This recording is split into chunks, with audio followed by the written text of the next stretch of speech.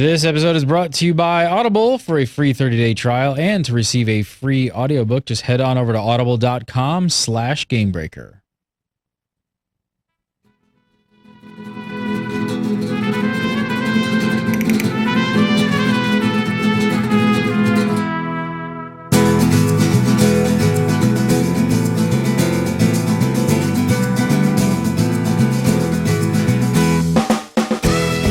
What's up, everybody? It's Monday. Welcome to episode 12 of Unicorn Duck Shadow Puppet, the WildStar show for August 12th, 2013. You're watching Gamebreaker. I'm Gary Gannon, and coming up on today's show, the state of the beta. It's definitely still beta, if you guys haven't noticed. Crafting gets an overhaul, and we all get to look pretty. All that more. But first, joining us as always, Mr. Farhan Siddiqui. How are you, sir? Can't hear you. You're muted. Well, how are you doing? Oh, there you are. Oh, wow, crazy lag or something. There we go. There we go. All right, we're good now. And joining us from Guild Umber, it's Mr. Mark Taylor. How are you, sir? I'm doing well. How are you guys? Excellent. All right, here to talk some UDSP. All right, so the latest WildStar Wednesday was a state of the beta blog post. Mike Donatelli had a lot of words to say at the internet this Wednesday, so we are getting some major changes based on a lot of beta feedback that they got. And one of the major concerns was that there was, they described no player choice involved in character progression. Let's check this out. He said, we've gone through 2 iterations of the milestone system so far, but we never really spoke about it publicly because it wasn't in a place we were happy with. The first version allowed you to slot passive abilities alongside your active abilities, but we're tied to hitting certain stat thresholds to unlock them. The second version removed the slotting and simply unlocked more milestones as your stats increased. Long story short, the system was purely gear-based and players didn't like that, so that their career character had no progression on its own. So obviously we don't have any beta experience to draw on, but I can kind of understand their point of view. What do you guys think of this change? Yeah, I think it makes a lot of sense. You know, we were talking a lot in previous episodes about how it would be interesting to sort of have a lot of the customization of the character be on the gear side, like with the milestone system and everything else, where you sort of, they have a whole circuit board crafting system where you were supposed to modify your items and sort of try to hit certain stat thresholds to get little bonuses and things like that, and new abilities or whatever it was exactly that milestones would end up giving you. But I could... one of the things I was worried about was that how hard would it be to switch off? Like if you decided, I want to change something, or how hard would it be to actually have customization? So like, is everyone going to end up just going for the same stats and ending up with the exact same milestone build? So those were like concerns that I think that a lot of people were having, and they probably heard this feedback and through beta or whatever it is that they decided that that's probably true. There isn't enough actual customization, so they want to add in some other system in there that lets players actually customize their stuff. I mean, gear is great. I mean, there's no doubt about it. There's going to be the game is going to have plenty of gear progression. Mark, how important do you find it in your guild, like personal character improvement, as opposed to gear progression? Is it a big deal? So you get both ends of the spectrum. You get some people who just they just don't care. They don't care if I'm a big guy, I'm a fat guy, I'm a fast guy, I'm a slow guy. They just want to get to the end game, and so they're like the min-maxers. They're trying to get that milestone or that perfect uniform build. But then you've got the other folks who want the individuality. And so I don't know if it was talked about more, and I guess this is more insight into it, but you talk about like a range of abilities. So we know the base classes of the system, but we don't know also about like maybe advanced classes, or you have to be a warrior before you could split off to be a paladin or a crusader or a champion or some kind of differentiation like that. So to your point relative to this, I think it's a great thing. I think that again, I'm going to have the groups within my guild that A, don't care, they think they're going to min-max, or B, they want a range of abilities. So if I'm like a not a gunslinger, a spell slinger, they might want to be able to do more AoE versus more single target damage,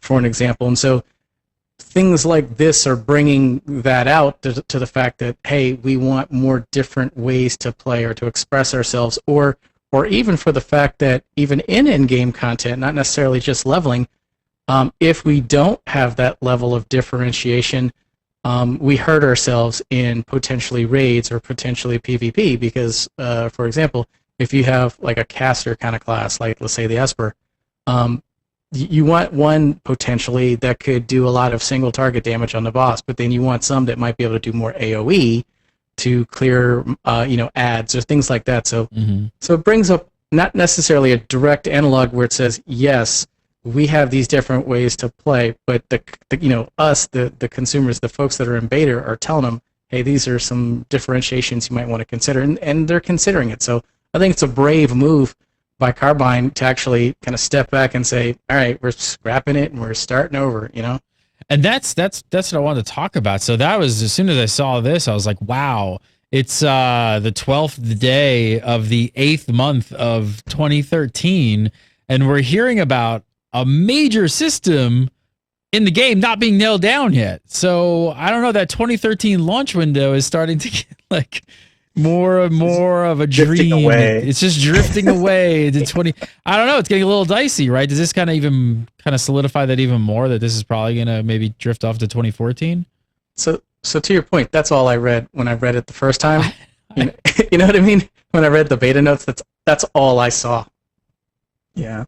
I think it's starting to make a lot of sense why we've sort of seen the producers and others sort of starting to back away from that 2013 promise, because obviously these are discussions that they're having internally way before we're hearing about them, and so they're probably realizing, oh, this isn't quite going quite as nicely as we thought it would in beta. So, but still props to them to actually recognize that and just not be like, oh, stay the course or whatever. No, we're gonna rebuild it better, stronger, faster. Yeah, so Mike went on to say this. We have the technology. He said the combat team has been working on a design of a new player progression system, which allows you to customize your character's development as you level through the game. It's a little too early to reveal any details about the new system, but the design of it has been completed and is moving on to the implementation stages. Now, this statement could obviously mean almost anything. It could mean a good old-fashioned talent tree, couldn't it? Possible. I mean, I feel like if they were gonna just do a straight-up talent tree, then they probably would have wanted to, play with that earlier. I mean, it could be something that they had earlier, and then they sort of scrapped it, and they're like, oh, this is more interesting, and then now they're going back to an older design. That hopefully, if it is something that they're pulling in from earlier in development, then that might speed up development a little bit, and that might be something that the producers would be more likely to pull up instead of getting something completely brand new. But yeah, we have no idea. Mark, what kind of like customizable character progression would you like to see? Anything you or anything you really don't want? So I wouldn't say there's anything I don't want, but I guess kind of back to what I said before. I guess I'd like to see them split out specializations. So, for example, I know that they've stated that you could be a stalker, and you can either be a DPS class or you could be a tank. But they haven't really kind of spoken about the differentiations once you've decided to choose how you want to play. And so I'm assuming that if you go down and you choose tank or you choose DPS, it's going to open up and unlock a whole bunch of different abilities that you didn't have as the base set. So I'm assuming that's what they're going to have, but I don't know. So it kind of would be really interesting to see, like if they have a talent tree or how really they're going to give you that ability. I'd like to see different animations. I'd like to see different gear that can open up. That, well, yes, you're a stalker, but if you're a tank, you only get these kind of claws or whatever. So that also brings in the visually different aspects. Through animations, through gear that you can wear. And maybe that transfers into the social dynamic as well, back to your house. I don't know. I mean, I don't know if I'm answering your question right, but I mean, those are some of the things that I'd like to kind of see. I think one of the things that I actually don't want to see is I don't want their big progression system to actually be like a choice of, do I want this ability to do 10% more damage or this one to do 15% more damage? And like sort of just like a straight up numbers change kind of thing. I want the progression or whatever customization that they put in. I want it to be actually like changing gameplay. I want it to actually be like a choice of I play this differently, not just which numbers are bigger versus which numbers are smaller. Like I always found that boring. So let me follow up on that with a question then. Sorry, Gary. No. What about having your stats scale linearly, I guess this way for the camera, linearly as you progress? Because one thing that really irritated me about, some of the recent MMOs that have come out is you get to level 30, and so let's say I'm a DPS class. So, I want cunning or whatever. I want, dexterity, whatever the stat is that's going to make me a better DPS. And then I get to like level 30, and all of a sudden now I need to start getting gear. All the gear I get, or all the things I need to start stacking, are endurance or strength, or you know what I mean? It just completely changes what it is that I'm supposed to get. What I kind of like is having the same stats consistently, so I can build the same stat. I don't want to try to, where's Waldo, trying to figure out what gear, what stats I need to get now, so that I guess don't we see the only thing with that don't we usually see like any sort of systems that try and do this like a scaling system that all things like power creep and things like that all start to like show their head, like when it all kind of builds on one sort of curve, they all start to start compacting and getting all kinds of crazy up into the high end. So I like the idea, I think, of that system, but I just wonder how much complication, because math is hard. And computers. I mean, so it is, but I mean, it's also kind of confusing, especially if your gear that starts dropping, that you start getting, doesn't have the stat that you know about. I don't know. I think we're going to get into this a little bit in just a little bit in the next part that we're going to talk about crafting. But I mean, they definitely have sort of like a power creep thing that I want to throw this out there because Gary mentioned it, because when I was building that circuit board crafting tool that I made, and I was talking with Gortok, he was answering some of my questions over the WildStar Central forums, and item power actually goes up 50% for every 10 levels. So it's like this exponential growth already that's going there. And I mean, I get that they're splitting up stats between different things, but just hearing that was just like, oh wow, well. I mean, I guess if you go to other MMOs and you sort of see a similar system, but it's definitely not just like a linear growth. It's like just goes right up there. And that is the scary thing sometimes at the early levels. You don't really see that kind of rear its head. So I think it might be a little too early to tell on that stuff. Another piece of major feedback that they got that they talked about was the tagging mobs and not sharing quest credit felt, just didn't feel modern. I'm really happy that they got this feedback because I think it's absolutely true. Modern MMO design just seems like this is like a no-brainer that they have this in the game. So here's the change they're going with. It's really interesting, actually. Check this out. It says, we're going to remove numerical quest objectives from the game, i.e. kill X Vins and collect X sentient veggies, and instead introduce a quest completion bar. For kill quests, this bar will increment the player's quest progress in relation to the amount of XP earned. For other quests, this bar will simply increment in set amounts for each completed interaction. So, really interesting take on it. By doing that, they can give you more quest credit for killing harder mobs. Or less, depending, less for killing mobs like quickly and easily. But I don't know. This is kind of nice. I think I guess the other thing I'm hoping too is that it kind of disguises the grind a little bit more. Yeah, what I especially like is that it really allows the designers to have a lot more granularity in there. Like, they can actually sort of tune in things and say like, oh, this is like this much harder we expect it to be. So it should get that much more reward as opposed to just being like another number on another thing that you have to get, 0 out of 1 for the boss. And so what you can actually have is like, this big maybe patrol pack of like some people guarding like this big boss, and they're walking around the thing. And so like if you actually, get a group together and you go kill them, then that should complete your quest as opposed to just spending a lot of time going around killing all the weaker mooks that are around the area or something like that.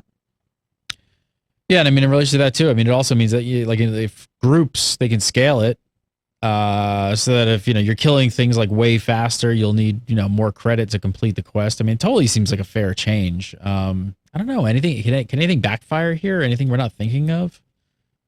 I mean, if folks are trying to speed up like alts or whatever, then if they know the system, they might be able to game it to some degree by taking the path of least resistance, I guess. But I mean, I look at it. They'd already do that when they. I was gonna say, don't players already do that? Isn't that like day one game? Right, but the thing is like, when you have that hard line, kill 10 rats, you got to kill 10 rats. You ain't getting around that. You know what I mean? Now it's like, now I can just kill the boss as opposed to that patrol of dudes who are walking around the thing that you just said, You True. can just kind of avoid things. Yeah. I mean, change also gives them the opportunity to remove mob tagging, obviously, with regards to XP from the game. So now players, they'll get experience based on the damage that they actually do to a mob, which totally makes sense. One thing that I sort of noted when I was reading this part of it, where he's talking about removing mob tagging with regards to experience. Now, does that mean that mob tagging isn't removed with regard to loot? Because that's another important part of mob tagging. Yeah, that's interesting. Yeah, that is. I hadn't really thought of that. I thought that they had said somewhere that, your loot gets distributed, evenly regardless. Maybe in a group. I know that they had like a need greed kind of system for loot when you're in a group. But if the point is, if you're not actually in a formal group, right, then now they have a mob tagging thing for experience. But what's the deal with loot is what I want to know now. Right.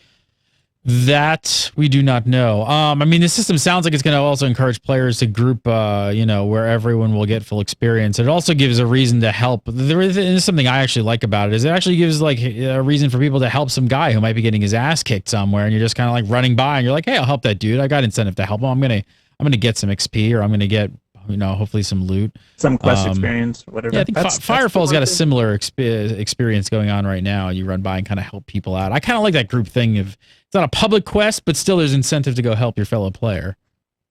That's the one thing I noticed though when we were playing at E3 is that people actually go and they shoot help you kill a mob or whatever, and so the mobs kind of get destroyed faster as opposed to people just doing their own lane trying to get to their own mob. I mean, everyone's just kind of helping each other out.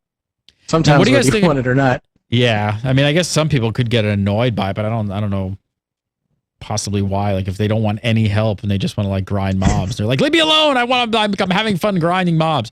How do you guys think it's gonna work for players that are expected more supportive roles? I mean, if they're not doing a ton of damage, I don't think that they really kind of gave us any insight of how that's gonna work. I mean, they'll hopefully be grouped, I think, at that point, so experience is fully shared. No worries there, maybe. But any ideas on how this may work with support roles?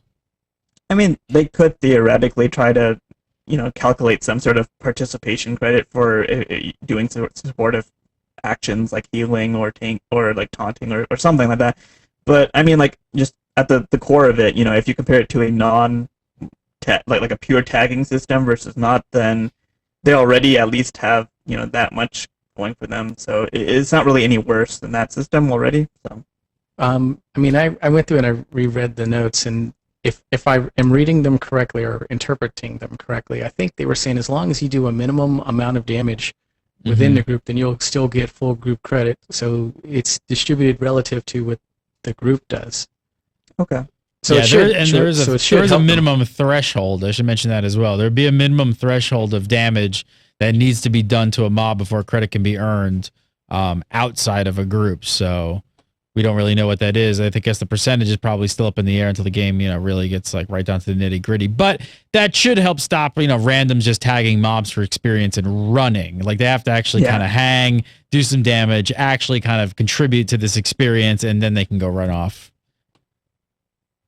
I don't know. What do you guys think on paper? I mean, I think these changes are pretty solid overall. I'm watching chat room and I see a few people saying that they don't like some of these changes, but I'm not really. Maybe I'm just not seeing the downside to this. Do you guys have any? What are your thoughts on just it overall? I mean, it sounds much more like a modern.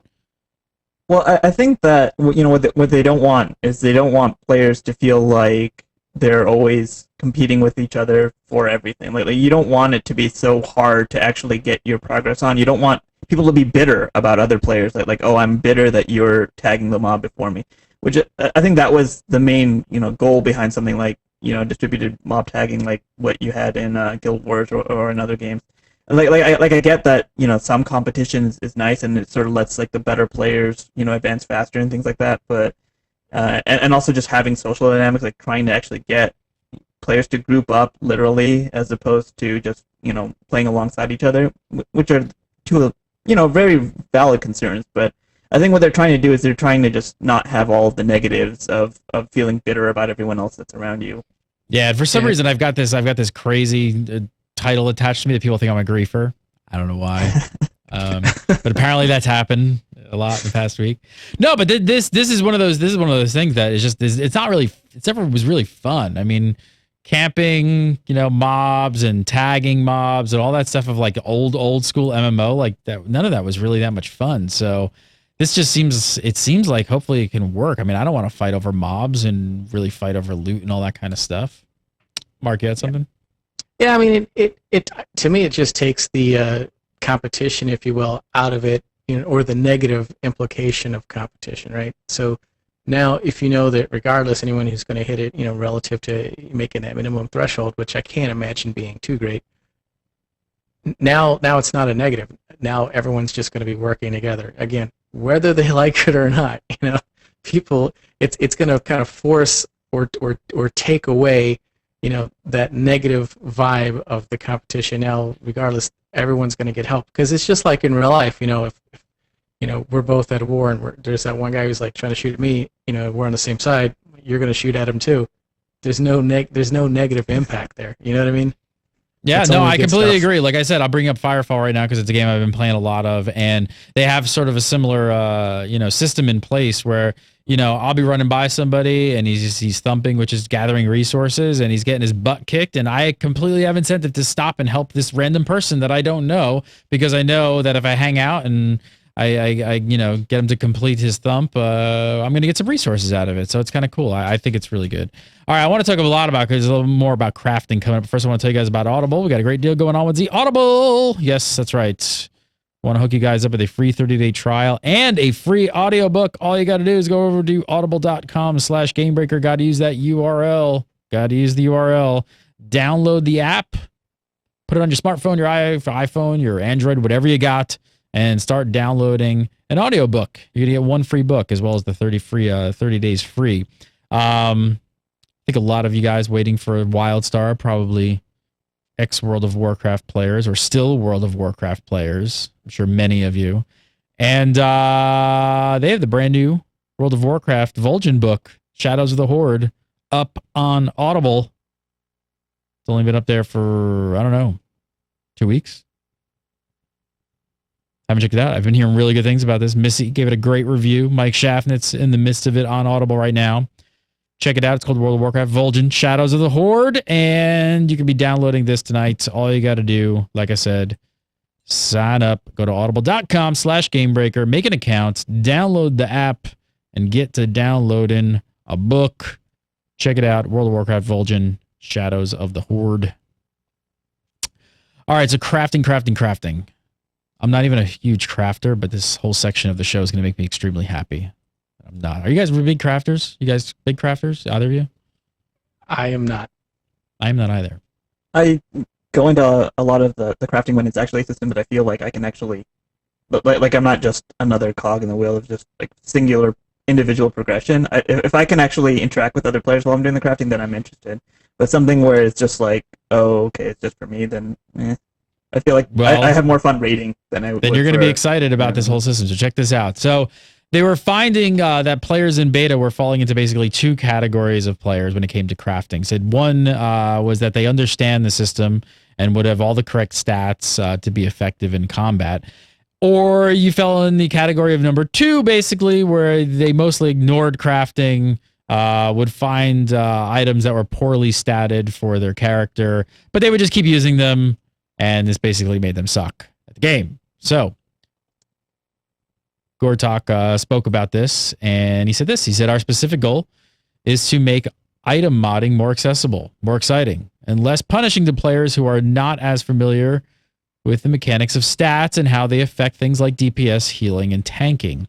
I said, to this end, we have drastically simplified the system at early levels while still trying to maintain interesting depth of choice at later levels. It still uses a lot of the core underlying systems from circuit board crafting, but it does so in a way that's more streamlined. Needless to say, there were a lot of people in the thread concerned that they were just going to be gutting this system, right? Is that what you thought, Farhan? Yeah, like I was reading through some of the responses, and just to be clear, when they're talking about crafting with respect to this, like sort of like the two players, the players who got it and did well, and the players who didn't, they're specifically talking about circuit board crafting, which like I was talking about this a little bit with Mark in the pre-show. With it, it's sort of a system that started out as like sort of like this crafter's dreamland of customizing all the stats on your gear and doing all this other stuff, and they were like, oh, this is pretty cool.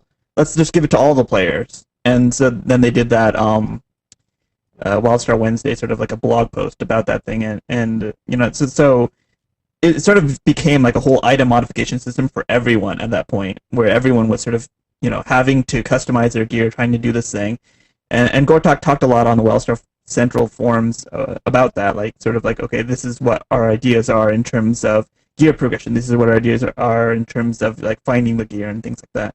So I think what was probably happening was that a lot of players sort of thought, okay, this is like a crafting system, and I don't really need to deal with it, or something like that, and they weren't realizing that, no, everyone's supposed to be doing it. You're supposed to customize all your stats. You're supposed to be actually be going in there and trying to, you know, customize your things to get whatever you need to. And so they were just like, most people were just ignoring it, just not even realizing that they were supposed to be doing anything. They were just like carrying around like weapons and not doing anything with them, and just kind of like ignoring the whole entire system. It's like a warrior in WoW going around with spirit gear because that's what dropped, not knowing that you could change it all to strength or something like that. Like, he also talked about this side effect here. Check this out. I know some of the chat rooms getting a little scared because when they hear like simplifying things, they all of a sudden go like, "Oh my god, they're gonna dumb it down and it's gonna be lame." Let's keep going because I don't think that's really the case here. He continued. He mentioned a bonus side effect of this change. He said, "We have decided to make the core of the item unchangeable after it is created. This means the modifications always add something on top of the item, rather than changing existing stats or specials on the item. This makes decisions made by the crafter exponentially more relevant, and a good crafter will have to know what stats are desirable on the item they are making."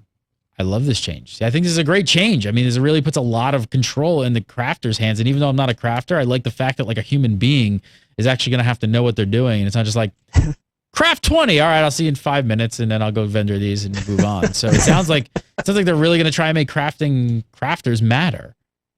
No, this is like another thing that is a little bit confusing about this thread. And I did skim through it, so I may be missing a part of it. But now at this point, what this quote was talking about is literally about item crafting in the traditional sense, not just item modification, but like actual just like a weaponsmith making cool guns or making cool swords or whatever it is. So here what he's talking about is that, you know, before, if everyone customized all the items, and I mean that they had some mechanics in there, like, you know, you'd have a fused chip that you couldn't change that stat on an item, and so you'd be able to change the other stats on an item or something like that. But still, for the most part, all players were able to change stats on most gear. So now what they're saying is that, okay, when you're crafting, there's this core of the item, like a number of the stats that the crafter decides what they are, and then from that point on, maybe there's like some tweaks and things that a player can actually do that like your customer will be able to do, but the crafter is the one who's doing most of the circuit board crafting with regard to, you know, the crafted items. Yeah, now I don't know exactly how much that's going to affect, you know, item customization for non-crafted items. You know, that's not completely clear to me yet, but we'll see. I mean, if I read this correctly, though, but it still seems like it makes it easier or nicer for a person like me I don't really normally enjoy crafting. I mean, crafting in most MMOs is a time sink. It's definitely a money sink. And then, you know, from speaking to folks in the industry, like they say, like 70% of most people don't really craft. So, you know, I don't know how true that is because I know a lot of crafters, but I mean, it's generally a system for people who have decided to care about that. So I kind of dig this for the fact that now for the people who want to care, who really are into that, they can make that decision relative to what you're saying, that this base stat or this main stat is going to be X. They can give it to, you know, the right class of people. And then now I only have to worry about tweaking, you know, the pluses or minuses on, assuming, a couple of things, right? Yeah, you're gonna. It sounds like. I mean, you're gonna actually have to put almost like to your crafters and your guild orders. Like you're gonna have to say like, hey, here's the item I'm looking for. This is my main. What you need to kind of focus on, and then from there, you'll be able to once you get the item, you'll be able to tailor the item to suit you perfectly. But with at least that core stat, I just think it makes them a lot more valuable and actually making the same item for different people in different ways, which I think is really cool, especially for social interaction and stickiness. And one point that I wanted to just say, definitely I agree with Mark, is that there are a lot of players out there who aren't that interested in crafting, and what I don't like is the approach of trying to have each crafting skill or profession or whatever you want to call them have like an individual bonus that's sort of like trying to like bribe you, sort of like, if you do blacksmithing, you'll have this awesome extra thing just for you, and so therefore you should sink all your time into doing this crafting. I really like that they're trying to actually make crafting interesting and fun for crafters and valuable for crafters, rather than trying to just sort of make everyone want to do every system. Plus, I think and I think if there's if there's less changes of how they're making this sound as well, it's also going to help newbies out and early on not to have a million choices to make, especially if you're not really interested in it. So, and it sounds like that's one of their biggest problems. Definitely. Carbine's, is it Chan or P-Chan? Do we know exactly? It's P-Chan. P-Chan. I don't know if it was just Chan, P-Chan. So he or she had more to say on the crafting front. First up, it says, in the concern of crafted item power versus world item power, the modding changes give back a lot of power to the crafters. So the modding changes not only narrow down what customization every player need focus on, but in fact put nearly fully customized items exclusively in the hands of the crafters where they belong. This is a welcome change of philosophy, one that, as a person on the front lines of crafting development, I wholeheartedly embrace. So again, crafters, I mean, they're going to matter because they're the only people who can completely customize and get the best stats for specific builds. And if that's the case, hallelujah. I'm not a crafter, but damn, I'm really super happy with this whole new direction on crafting. I don't know if I necessarily agree that crafting has to be the only way to get those specific stats, but I would be happy if it is one of the best ways to do it, like in terms of effort. Like maybe it takes a lot of effort when you're doing your raids or your PvP or whatever else to actually get all the stats exactly the way you want it to. But otherwise, you could have a crafter do their thing and sort of customize it on their end as well. That'd be cool for me. I think the other thing we have going on, we still have lack of details, so we don't really have details. We're just trying to read in between all of these quotes here. But again, he continued with this. He said, regarding the concern of crafting progression experience, I can tell you that we are dedicated to creating an experience that is anything but hitting the craft all button until the recipe goes from orange to yellow to green. Thank God. He says, our plans for crafter specialization at the highest levels of the game are really going to create some interesting choices for players to make. And again, I can you just show us? Can you just show us? Really, Carbine? Make a video. Yeah. Just make us a video. Show us how the crafting. I mean, it sounds great. I think I just want to see more. We need a dev speak on that. We really do. Definitely. That would be really nice. I think that this sort of plays into the idea that they were talking about between patch notes and other things, where they were mentioning sort of like a trade skill tech tree or talent tree or whatever it was.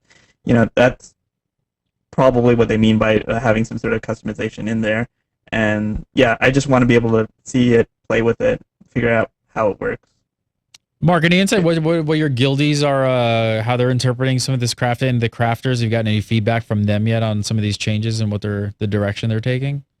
So, I mean, I've got a couple of folks, we've got an economic group that's, investigating all of this. They live on all the different fan sites, WildStar Central and all that. And so, to your point, they're having many of the same discussions that we're kind of saying here, minus obviously this whole change in crafting direction thing.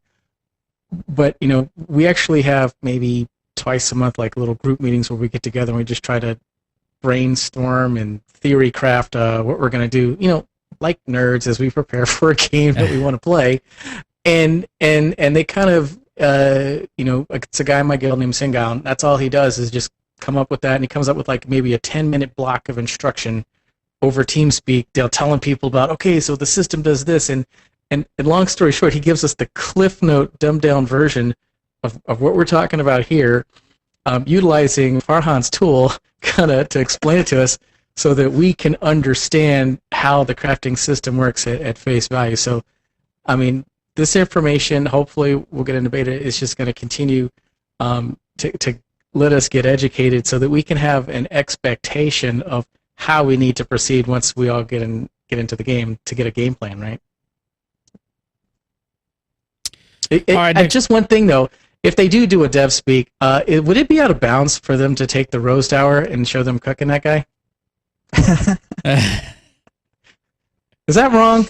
I don't think it's wrong. Okay. For it. All right. Next up, I want to talk about this French site, WildStar JDR. They spoke to Carbine's Chad Moore and Stephen Frost. First, I want to tell you guys about Shutterstock. If you guys haven't checked out Shutterstock, we're going to save you guys 30% off. You guys are building a website, guild website, YouTube channel, whatever you got to check out Shutterstock. We're using it constantly. I just actually did a search before the show because we were looking for some stuff on a new site, and I just searched Video Game Vector to kind of see what sort of stuff would come up for inspiration. I found a bunch of cool icons and things like that, a bunch of video game icons we might use for the site, some seals. There's some other really cool stuff down. Oh, these were kind of cool. It's a little 8-bit characters. Select your character. And I really like this. I don't know what I want to do with this yet, but I kind of like this controller. But that's just searching Video Game Vector, which could give you a lot of different ideas to build your website, your YouTube page. So there's really no excuse for not really having a good-looking page in 2013 with service like Shutterstock. And we want to save you guys 30% off. So all you got to do is go over to Shutterstock.com, make a new account. You don't even need to sign up for a pay account today. You can make a free account and start saving all these things and just looking through what they have and saving them to light boxes and sorting them and that kind of thing. And then when you guys are ready, if you're ready and you want to take the plunge, make sure you use promo code Gamebreaker8 because it's going to save you 30% off on your Shutterstock account. Love Shutterstock. We use this daily at Gamebreaker.tv. Every single day we're on Shutterstock. All right, so really quick, last quick bunch of little tidbits here I want to go through. So French site WildStar JDR spoke to Carbine's Chad Moore and Stephen Frost. Lots of good role play info in this one. If you guys want to check that out, you should. We pulled a few things out that pertain to like basically everyone. And keep in mind that this was brought to you by the power of Google Translate. So first up, which I think is no barbershop in game. That was one of the first things we kind of saw for everybody. I mean, the first thing I wondered is, do you guys think this is going to be tied to a cash shop? Is that why we're not seeing this? I mean, that's usually the way it goes, right? If they do bring those in, because a lot of games just don't have it at all. But to me, that would make sense because I will pay money. Oh my God, I've paid so much money. I don't even want to talk about in the last 2 months. Just trying to customize my tune so I don't look like everybody else. So maybe I'm a closet RPer. I don't know. Maybe you are. Another good thing here, you're going to be able to preview gear before you buy it, which is absolutely essential. I can't believe some games actually come and release without this because that's just crazy. And here, you'll love this, Mark, then, for the RPer in you. So WildStar has a costume system, and it allows you to actually combine the looks and stats of different pieces of gear. So really great, making you feel completely unique and special. You're a little special snowflake, so you're going to have a lot of fun. Also a dye system, but we don't really have any details about this, do we? Besides that they have one. Yeah, that's really all we know. I haven't seen anything, and looking at some of the color, swatches, whatever, combos that they've got for the tunes that I've seen, thank God they've got a dye system. I mean, I think that about covers all the bases. I mean, we just need to find out how in-depth this dye system actually is, so hopefully we'll get some more info on that. Another thing you'll be really fond of, I think, a guild calendar. They're hopefully working on that for launch. Something a large? Yeah, really, right? Not enough games have guild calendars in game.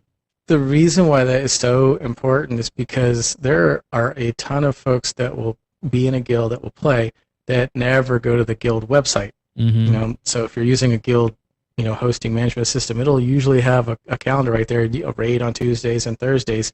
But But for me, for years, I never would go to the guild webpage until like they started making rules like if you don't log into the guild once in 60 days, you're out of the guild or something ridiculous. All I did was I just logged in. I wanted to play, and it's just a lot of people who that's all they want to do. And they want to hang out, they want to be social, but they don't care about going to some external website. Their website is the game or whatever. You know what I mean? Yeah, that is their yeah. online experience. So that completely makes life manageable. That's a creature comfort that's a must at this point in time. And I guess if it's not in at launch, welcome to the MMO of add-ons, basically. So I'm sure somebody will. Yeah. I mean, add-ons are nice, but they're always more limited than something that has direct access to the servers. So like you can like post a new event, but then like if somebody wasn't online when you got it, then how does their add-on know that the new thing is there? Like, is it constantly broadcasting? I mean, I know programmers are smart; they'll figure out ways around stuff like that. But well, you have to also assume access. that the person installs that add-on too, right? Yeah, and updates it and everything else. Yeah, this is true. And then they talked about the phasing technology. Although sometimes you might see different things, they said your friends will never just disappear, which I have to say, just a little tidbit. Thank God. That was a nice little thing. I sort of wonder though, like, someone's climbing up something that's like sort of there, like, are they just floating on my screen if I don't have that spaceship there on the ground or something? I don't know. That's a good question. That would be even weirder than them just not being there. Farhan Siddiqui, follow him on Twitter at Unindel, UNINDEL, and of course right here on UDSP every single Monday at 3 PST. Always a pleasure, sir. Mark Taylor, you can follow him on Twitter at Guild Umbra. It's Guild UMBRA. And on the show every Monday right here as well. Always a pleasure. And you can follow me at Gary Gannon, follow Gamebreaker TV at Gamebreaker TV, and all kinds of new stuff launching. I'm not going to get into it. It's too late in the show. XIV Nation, that's all I'll say. Go over to XIV Nation if you guys are Final Fantasy fans, and lots of other stuff coming. New Waypoint shows, League of Legends shows, all kinds of crazy stuff. So, like I said, we do the show live every Monday at 3 PST. So come on over for the live show. We'll see you next week for some more Unicorn Duck Shadow Puppets. Have a great week.